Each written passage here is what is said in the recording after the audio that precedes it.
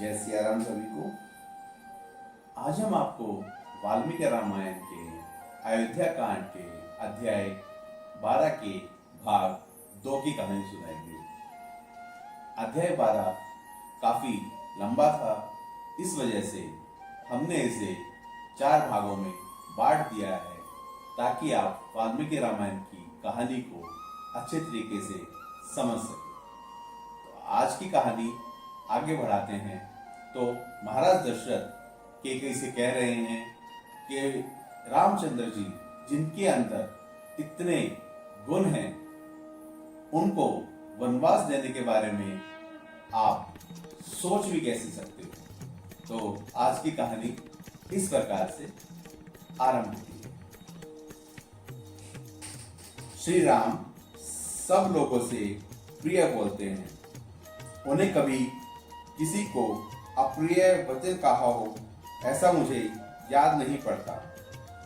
ऐसे सर्वप्रिय राम से मैं तेरे लिए अप्रिय बात कैसे कहूंगा,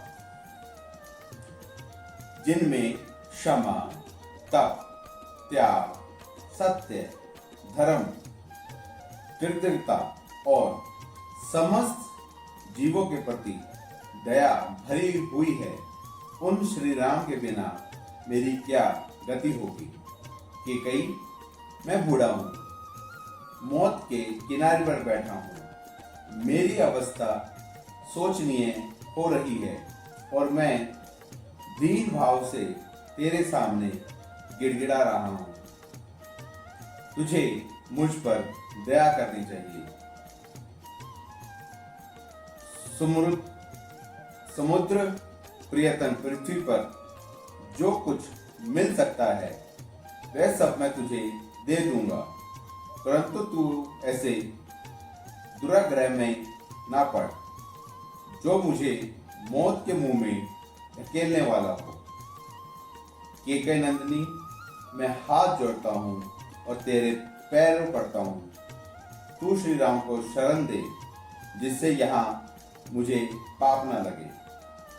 महाराज दशरथ इस प्रकार दुख से संतापित होकर विलाप कर रहे हैं। उनकी चेतना बार बार लुप्त हो जाती है। उनके मस्तिष्क में चक्कर आ रहा है और वे शोक मग्न हो उस शोक सागर से शीघ्र पार होने के लिए बारंबार अनुनय विनय कर रहे हैं, तो भी कैकेयी का हृदय नहीं पिघला। वह और भी भीषण रूप धारण करके अत्यंत कठोर वाणी में उन्हें इस प्रकार उत्तर देने लगी। राजन, यदि 2 वरदान देकर आप फिर उनके लिए पश्चाताप करते हैं, तो वीर नारेश्वर इस भूमंडल में आप अपनी धार्मिकता का ढिंढोरा कैसे पीट सकेंगे। धर्म के ज्ञाता महाराज, जब बहुत से राज ऋषि एकत्र होकर आपके साथ मुझे दिए हुए वरदान के विषय में बातचीत करेंगे, उस समय वहां आप उन्हें क्या उत्तर देंगे। यही कहेंगे ना कि जिसके प्रसाद से मैं जीवित हूं, जिसने मेरी रक्षा की, उसी कैकेयी को वर देने के लिए मुझे झूठी कर दी। महाराज, आज ही वरदान देकर यदि आप फिर उसके विपरीत बात कहेंगे, तो आपके कुल के राजाओं के माथे कलंक का टीका लग जाएगा। राजा शैब्य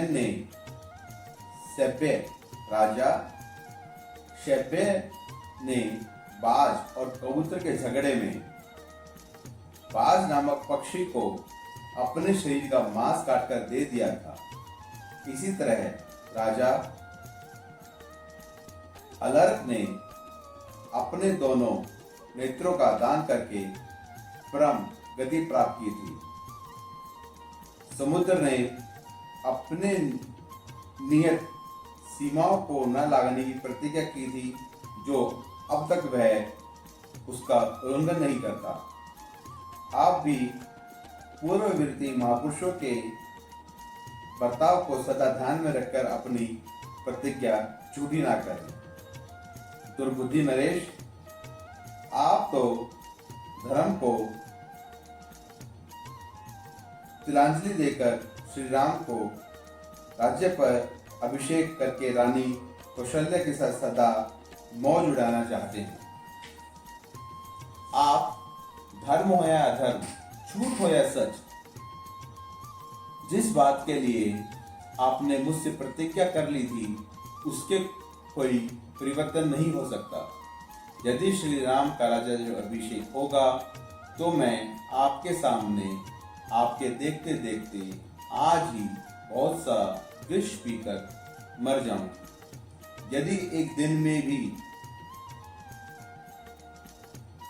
राम माता कौशल्या को राजमाता होने के नाते दूसरे लोगों से अपने को हाथ जुड़वाते देख लूंगी तो उस समय मैं अपने लिए मर जाना ही अच्छा समझूंगी। नरेश्वर, मैं आपके सामने अपनी और भरत की शपथ खाकर कहती हूँ कि श्री राम को इस देश से निकाल देने के सिवा दूसरे किसी वर से मुझे संतोष नहीं होगा। इतना कहकर कैकेयी चुप हो गई। राजा बहुत रोए, गिड़गिड़ाए, किंतु उसने उनकी किसी बात का जवाब नहीं दिया। श्री राम का वनवास हो, भरत का राज्याभिषेक, कैकेयी के मुख से यह परम अमंगलकारी वचन सुनकर राजा की सारी इंद्रियां व्याकुल हो उठी। वह एक मुहूर्त तक कैकेयी से कुछ न बोले। इस अभिप्राय वचन बोलने वाली प्रिय रानी की और केवल एक टक दृष्टि से देखते रहे। मन को अप्रिय लगने वाली कैकेयी की यह वज्र के समान कठोर तथा दुख शोकमयी वाणी सुनकर राजा को बहुत दुख हुआ। उनकी सुख शांति छिन गई। देवी कैकेयी के इस घोर निश्चय और किए हुए शपथ की ओर ध्यान जाते ही वे हाँ राम कहकर लंबी सांस खींचते हुए कटे वृक्ष की भांति गिर पड़े। उनकी चेतना लुप्त सी हो गई। वे उन्मादग्रस्त से प्रतीत होने लगे। उनकी प्रकृति विपरीत सी हो गई। वे रोगी से जान पड़ते थे। इस प्रकार भूपाल दशरथ मंत्र से जिसका तेज हर लिया गया हो, उस सर्प के समान निशेष हो गए। तदंतर उन्होंने दीन और उतारू वाणी में कैकेयी से इस प्रकार कहा, अरे तुझे अनर्थ ही अर्थ सा प्रतीत हो रहा है। किसने तुझे इसका उपदेश दिया है?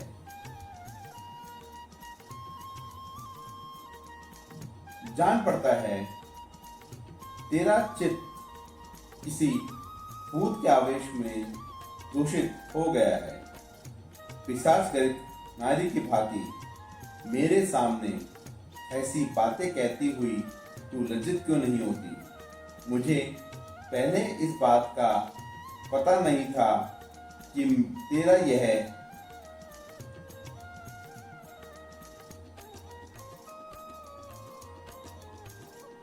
तेरा यह कुलानोचित शील इस तरह नष्ट हो जाएगा।